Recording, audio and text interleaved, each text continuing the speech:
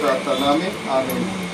সৃষ্টিকর্তা পরমেশ্বর সমস্ত সৃষ্টি পালনের ভার মানুষের হাতে তুলে দিয়েছেন তিনি আপনাদের সহায় থাকুন। প্রিয়জনেরা, আজকে আমরা এই নতুন দোকানের উদ্বোধন লগ্নে ভগবানের আশীর্বাদ যাচনা করতে মিলিত হয়েছি। এই সুযোগে আমরা ভালো করে বুঝে নেব আমাদের উন্নয়নে দোকান করার ভূমিকা কী। তার মঙ্গল বিধানে ভগবান চেয়েছেন সকল মানুষ একসঙ্গে এক মানব পরিবার গড়ে তুলবে, আর তার জন্যে এক এক মানুষের এক এক ভূমিকা থাকবে। একে অন্যের প্রতি নির্ভর করে সবাই মিলে সমাজের উন্নয়নের ব্রতী হবে। তিনি চেয়েছেন তার বিশাল সৃষ্টিতে মানুষের জীবন নির্বাহের জন্য যে বিভিন্ন দ্রব্য পাওয়া যায় এবং মানুষের শ্রমে যেসব দ্রব্য উৎপাদিত হয় মানুষের সেইগুলির আদান প্রদান ঘটুক, সুষম বন্টন ঘটুক। সেই আদান প্রদানের ক্ষেত্রে রয়েছে দোকানের বিশেষ প্রয়োজনীয়তা। আমরা যখন খ্রিস্টের অনুগামী তখন আমাদের মনে রাখতে হবে ব্যবসা করা, দোকান খোলা নিতান্তই লাভের জন্য নয়, তার মধ্য দিয়ে অন্য মানুষের সেবাও করা যায়।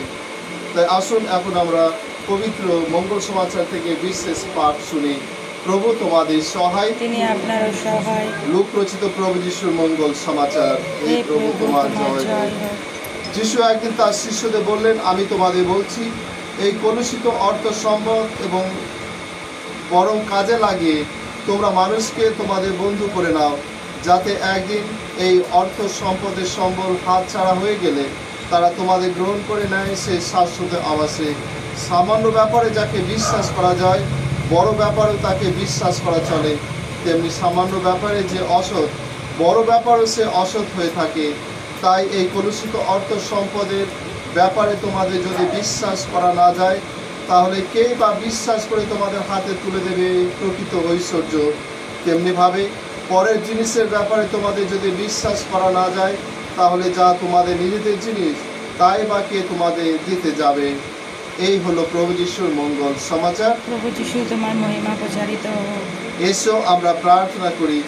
হে স্বর্গমর্তের সৃষ্টিকর্তা, সর্বমানবের মঙ্গল বিধাতা, তুমি চেয়েছো তোমার জগৎ সৃষ্টির অসীম দ্রব্য সম্ভার থেকে সকল মানুষ আপন আপন জীবন ধারণের জন্য প্রয়োজনীয় বস্তু পেতে পারবে।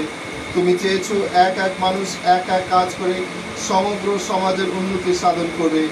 আমরা আজ তোমাকে অনুরোধ করি, এই নতুন দোকান এবং মালিক কর্মচারী সবার উপর নেমে আসুক তোমার নিত্য শুভাশিস। যারা এখানে ব্যবসা করবেন তারা যেন সততার সঙ্গে তা করেন, কোনো ক্ষয়ক্ষতি তাদের যেন না হয়। তারা যেন মনে রাখেন যে কোনো ব্যবসা শুধু লাভের জন্য নয়, মানুষের উপকারের জন্যও করতে হয়। আশীর্বাদ করুন। যত মানুষ এখানে আনাগোনা করবে তারা সকলে যেন পার্থিব বস্তুগুলি এমনভাবে ব্যবহার করে যার ফলে তারা একদিন শাশ্বত সম্পত্তি তোমার সেই স্বর্গীয় ধন লাভ করতে পারবে। আমাদের প্রভু যীশু খ্রিস্টের নামে এই প্রার্থনা করি, আমেন। হে আমাদের স্বর্গস্থ পিতা, তোমার নাম পূজিত হোক, তোমার রাজ্য প্রতিষ্ঠা হোক, তোমার ইচ্ছা যেমন স্বর্গে তেমনি মর্তে পূর্ণ হোক। আমাদের দৈনিক অন্ন আজ আমাদেরকে দাও, এবং আমরা যেমন অপরাধীকে ক্ষমা করি তেমনি তুমি আমাদের অপরাধ ক্ষমা করো, আর আমাদের বলে বনে পড়িতে দিও না, কিন্তু অনর্থ হতে রক্ষা করো। আমেন।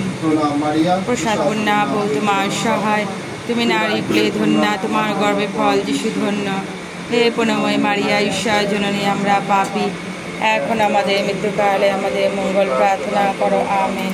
পিতা পুত্র পবিত্র আত্মার জয় হোক, যেমন আদিতে হইতে এখনো তেমনি হয় এবং যুগে যুগে চিরকাল হবে। আমেন।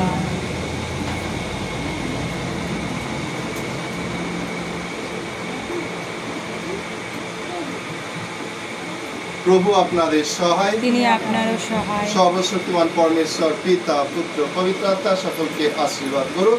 আমেন।